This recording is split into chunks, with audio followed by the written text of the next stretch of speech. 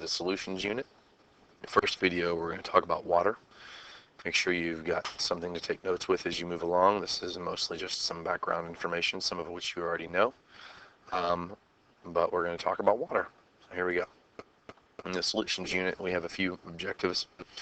We're going to describe how water works. We're going to talk about factors that influence rate of dissolution, like temperature, agitation of the system, surface area, and we'll distinguish between different types of solutions: electrolytes, non-electrolytes, unsaturated, saturated, supersaturated, much of what we saw in the POGL. So please take some good notes. First, water. Water has very unique physical properties as it goes with chemical compounds common on Earth. Understanding that it has these interesting properties helps us understand its behavior. Understanding why it has this behavior is key in chemistry. Okay, key features that are important: it's liquid at room temperature, yet it is polar.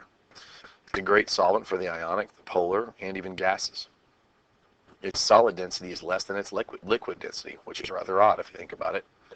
It has a high boiling point, a high heat of vaporization, a high surface tension, and very high specific heat. All these factors together make water extraordinarily unique as substances go on Earth. We just completed the bonding unit, so this Lewis structure should look very familiar. This is water's Lewis. 2 bonds and a less than 109.5 bond angle, and that's due to the orientation of these electrons in a tetrahedral position, tetrahedral electron pair geometry. These electron pairs force these bonds down a little further than they would be if it was an ordinary tetrahedron. But it's polar, and additionally we have a polar bond between oxygen and hydrogen in this bent molecular shape. As far as the dipoles go, you should be familiar with this also. We have relative positive charge on either of the hydrogen pieces, and then the oxygen piece has a very negative charge, and the overall dipole faces towards oxygen. Oxygen is very negatively charged, even in that bond, as evidenced by the negative pole. It's very attracted to other hydrogens and other local atoms, or molecules, pardon me. Hydrogen bond is that orientation between that oxygen part on one water molecule and the hydrogen part of another. And this hydrogen bonding is what keeps water in phase, keeps it water at room temperature. It's not terribly easy to boil. We have to give it a lot of energy, and also likes to stay in liquid form. It's relatively hard to freeze. When you compare most liquids and other things that are similar to water, this is an interesting behavior. It's not common. Hydrogen bonding is also responsible for the significant surface tension on water. So the hydrogen bonding is what you're manipulating these hydrogen bonds when you heat and cool water. Okay, when you cool water, you fix the hydrogen bonds; they become stable hydrogen bonds. When you boil water, you break them sufficient to allow them to fly through the air, giving the water molecules enough energy where they can separate from neighboring water molecules and fly away. This graph and graphic are the same data. Okay.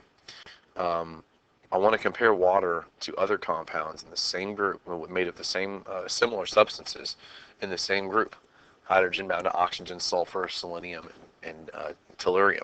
All these 3 elements, if you're not looking at a periodic table, are all in oxygen's group. And these are compounds in which they're bound to hydrogen. And what we should see here is that as you go down the group, and ignore water for a moment, as I go down the group, I'm kind of having to go up with my arrow, but you see, as you go down the group, you get more and more mass, and so the boiling point gets higher and higher and higher. We have less stability in this molecule, less polarity, so it comes apart more easily. And the same is true of freezing point. Freezing point goes higher and higher as you go down the group. But look at water. Water is significantly higher than the very highest of both of those. So these substances, they boil, they're gases. I mean, at common temperature, these are gases, while water at room temperature is a liquid. You have to get it to 100 Celsius to make it boil. So in the graphic, we see the same thing. The boiling point, melting point for water here are atypically high. And that has everything to do with water being extremely polar and having attraction between oxygen parts in one molecule and hydrogen in a neighboring molecule. You don't have those forces in hydrogen sulfide, hydrogen selenide, and hydrogen telluride. Okay? By the way, if you've ever been snow skiing, telluride, huh? Right? If you haven't, then you can come ask me after school.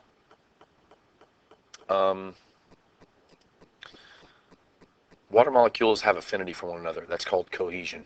That hydrogen bonding is water molecules holding together. They're cohesive. They can't bind with air.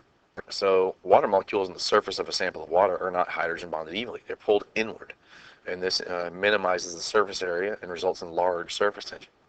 Water droplets become spherical because of this. When you drop water and lots of other liquids that have even a little bit of hydrogen bonding, they'll become spherical. Things that don't have really a lot of attraction between molecules, like oils, don't form droplets the same way.